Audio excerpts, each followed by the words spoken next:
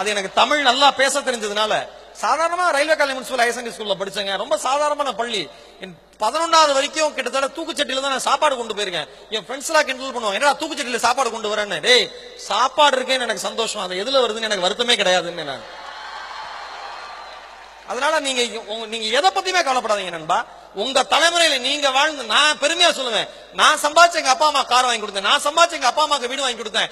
ஒரு தாய் தந்தையரின் முகத்தில் தன்னுடைய குழந்தைகள் நன்றாக இருக்கிறது என்கிற சிரிப்பு மாதிரி ஒரு உலகத்துல மகிழ்ச்சி எதுவுமே இல்ல. ஒரு சின்ன விஷயம் சொல்றேன், 2 பேரை நீங்க வாழ்க்கையில ஏமாத்த ட்ரை பண்ணாதீங்க. என்னோட எக்ஸ்பீரியன்ஸ்ல சொல்றேன். அம்மா அப்பா, வழக்கமா அம்மாவோட அன்பு எல்லாருக்குமே தெரியும். ஆனா அப்பாக்களின் அன்பை பற்றி இந்த உலகம் பெரிதாக பேசுவது கிடையாது. அப்பாக்களின் அன்பு அம்மாவின் அன்பை விட 1000 மடங்கு பெரியது என்பதை அப்பாவை நேசிப்பவர்களுக்கு நன்றாக தெரியும்.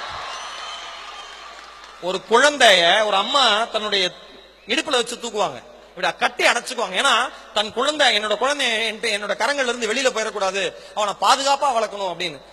தான் பார்த்த உலகத்தை மட்டும் தன்னுடைய குழந்தையும் பார்க்க வேண்டும் என்று நினைப்பவள் தாய்.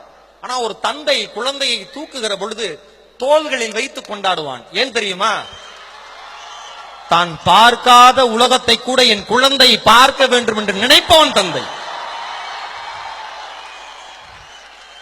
அம்மா வாழ்க்கை முழுக்க நமக்காகவே தேஞ்சு தேஞ்சு தேஞ்சு தேஞ்சு காஞ்சு ஓஞ்சு போன ஒரு உடம்பு.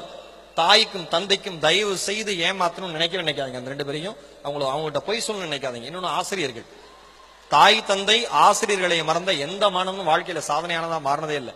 நம்ம படிக்கிறப்ப நிறைய கிண்டல் பண்ணுவோம் நம்ம டீச்சர்ஸ், அவங்களுக்கு அதுவும் தெரியும். ஆனா அதை அவங்க என்ஜாய் பண்ணுவாங்க. அது ஒரு லிமிட் வரைக்கும் தான். அது நீங்க நல்லா அவங்க எல்லாருக்குமே தெரியும் நினைக்கிறேன். ஏன்னா ஆசிரியர்களை மதிச்சவர் தான் அப்துல் கலாம். அவர் ஜனாதிபதியா பதவியேற்ற அடுத்த நிமிஷம் யாருக்கு நன்றி சொல்ல விரும்புறீங்கன்னு கேட்டப்ப அவங்க அம்மா அப்பாக்கு சொல்லல, பெரியப்பாக்கு சொல்லல, பெரியம்மாக்கு சொல்லல, சகோதரிக்கு சொல்லல.